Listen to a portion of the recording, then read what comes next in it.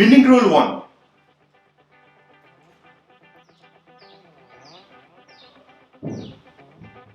ఎక్కడైతే, ఎప్పుడైతే, ఎందుకైతే మనం ఈజీ మనీని ఇష్టపడతామో అప్పుడు ఆటోమేటిక్గా మనం ఫెయిల్ అవ్వడానికి ఛాన్స్ ఉంటుంది. నేను వేరే క్లాస్లో ఎగ్జిబిట్ చేసా పవర్ పాయింట్ ప్రెజెంటేషన్లో.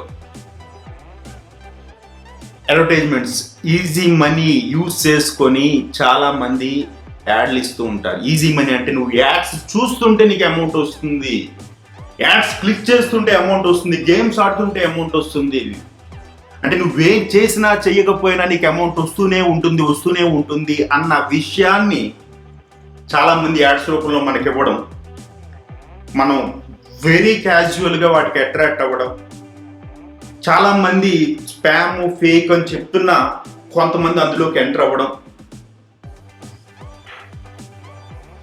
ఇవన్నీ జరుగుతున్నాయి. అయితే ఇక్కడ నేను చెప్పే ఫస్ట్ పాయింట్ మీరు మైండ్లో పెట్టుకోవాల్సింది విన్నింగ్ రూల్ 1 ఏంటంటే,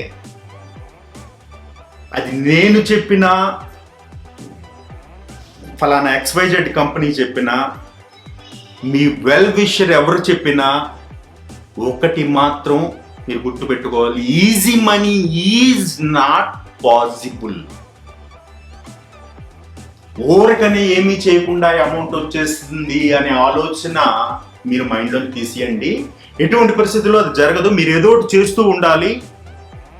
ఒక మెంటల్గా కానీ ఫిజికల్గా కానీ ఒక యాక్టివిటీ చేస్తూ నిరంతరం దానికి సంబంధించిన సమీక్షలు చేసుకుంటూ ముందుకు వెళ్తూ ఉంటేనే మనం మనీ ఎర్నింగ్ చేయగలుగుతాం.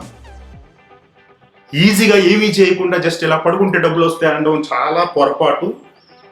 అలా ఆలోచించడం ఇంకా పొరపాటు. సో మీ మైండ్లోంచి ఆ థాట్ని తీసేసేయండి, ఈజీగా మనీ రావాలి అనేది.